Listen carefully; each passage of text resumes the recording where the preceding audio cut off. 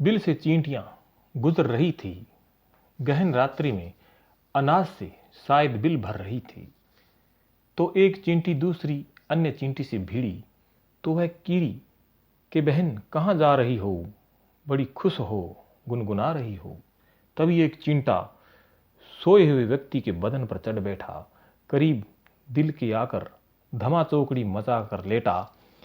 कीड़ी को आवाज लगाई, ए जरा सुनो, क्या तुम्हें नहीं देता है दिखाई? मैं यहाँ हूँ, तुम कहाँ हो? भी जहाँ हो इस पहाड़ पर आ जाओ, जरा भी न शोर मचाओ।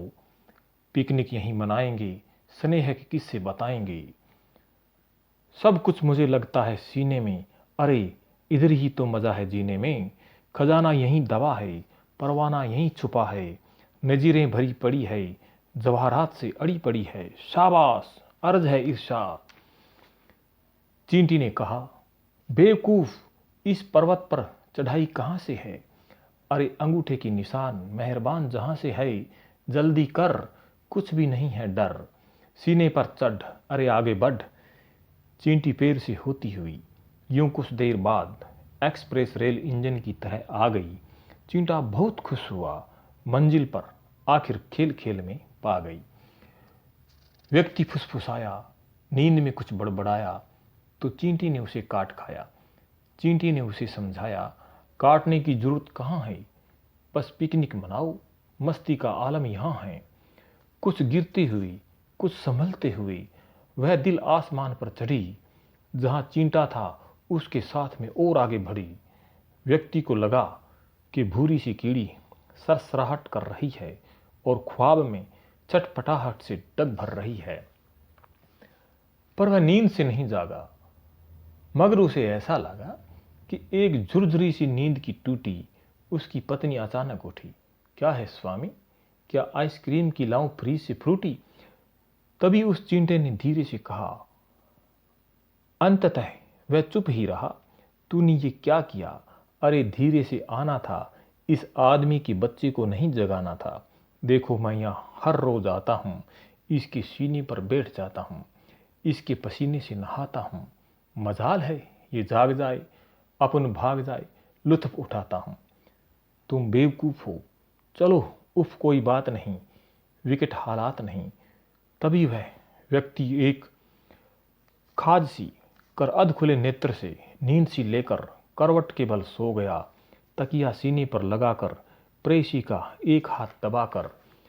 उस चींटी ने कहा, दम सा घुट रहा है, भाई ये क्या हो गया? अरे यह आदमी है ठहरा। उस चींटे ने कहा, नींद की इस खुशमिजाज माहौल में वह ओ गया और गहरा। उल्टे उसने मकरासनासन लगा दिया। चींटी ने अच्छा सा काट कर उस प्राणी को जगा दिया और नींद से उठा दिया।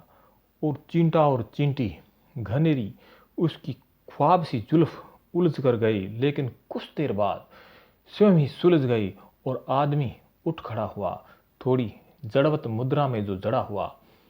लगता है आज चींटियां आ चुकी थी, बदन को खा चुकी थी। अरे कुछ नहीं, सो जाओ, बीवी ने कहते हुए, क्यों नींद खराब कर रहे हो डार्लिंग, इधर आओ।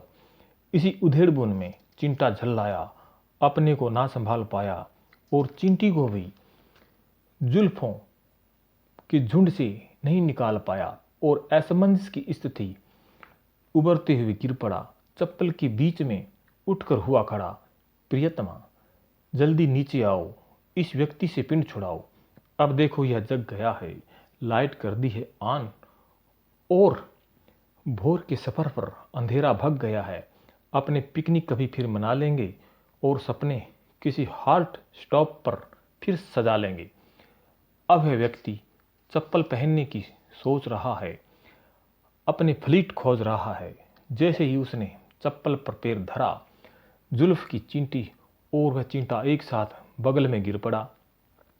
आखिरी दम तक आदमी से लड़ा और चींटी के साथ हो गया खड़ा कि आदमी तू आदमी बन जा, इस तरह पैर रखता है, क्या लाइट के चानने में नहीं दिखता है?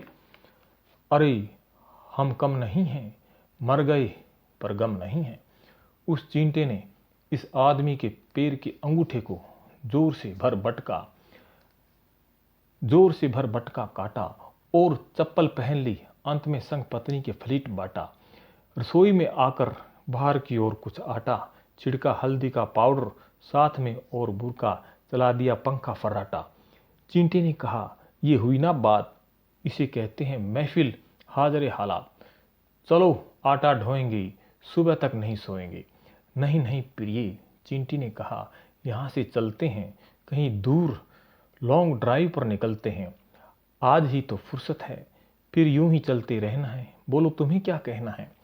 चींटी ने वहीं पर एक जगह सी बना ली और चिंटी भी वहीं सुस्ता ली। वे उस आदमी की बात कर रहे थे जो थोड़ी देर पहले साथ में अपने दिल के आलम की सौगात में हसीन ख्वाब भर रहे थे। इसके जिगर पर आगे कभी भी भविष्य में मत चढ़ना, चाहे लाख ऊंचाई मिले, सोच समझ कर ही आगे बढ़ना, या फिर लाख गहराई मिले, पर मनुष्य का दिल मत पढ़ना। आज तौबा हो जाती, मर जाते दुनिया खो जाती। चलो अपना बिल ही भला है, जान बची लाखों पाए।